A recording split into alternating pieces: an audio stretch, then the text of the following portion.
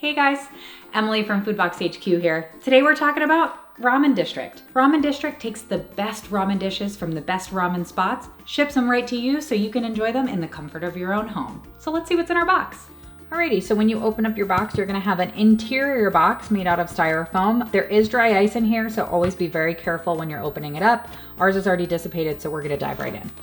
So inside here, we have some information. So this, it looks like was stuck to the top, but this is our packing slip. So we have the sampler box. So it says LA, the best 4 servings. It looks like we've got a sticker, which is always fun. As I said, we have the sampler box. So this is supposedly the best ramen from the LA area. So we've got 4 different options here. I don't know much about ramen, so I'm not gonna pretend I know what I'm talking about here, but it looks like we have a couple of different versions of similar ramen. So this looks like it's got some pork back fat. There's some other ingredients in there. It looks like a little bit of a thicker broth. Here we've got some pork belly. There's an egg in there, some thin noodles. We've got this one here, which again looks similar. It looks like that might be pork. That definitely looks appetizing on the front there. And then last but certainly not least, we've got one here from another place in LA.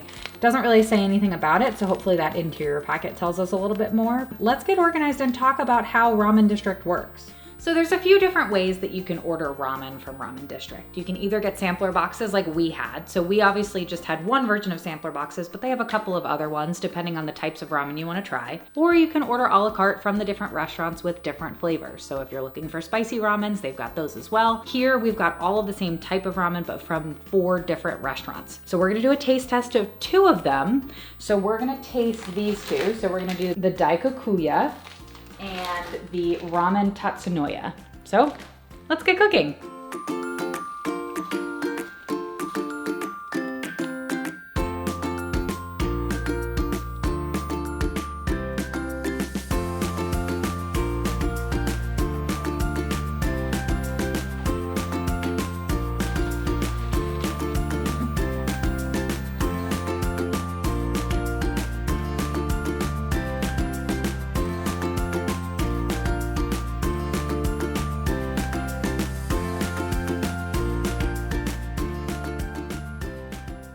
All right, now it's time for the taste test. So we're gonna start with this one.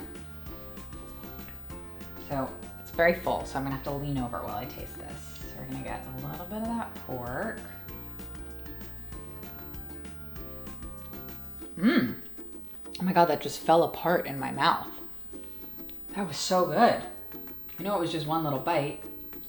It looks like the noodles are sticking together a little bit, so I think I may have needed another minute in the water. It did say only for a minute though, so I didn't want to go against the instructions, but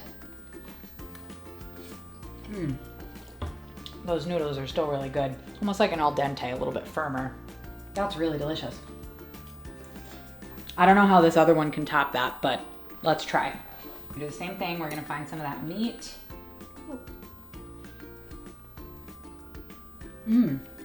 Wow, that also just like melts in your mouth. That's delicious. A little bit of a more subtle flavor, not quite as strong. Noodles are a little bit thinner, a little bit smaller. And I think these ones I may have cooked a little bit longer. So they're less al dente, to use a pasta term, but still delicious. Wow. The back fat that's in that broth makes that very tasty. That's delicious. All right, I'm gonna go eat 2 bowls of ramen, but I'll see you in a little bit for some final thoughts.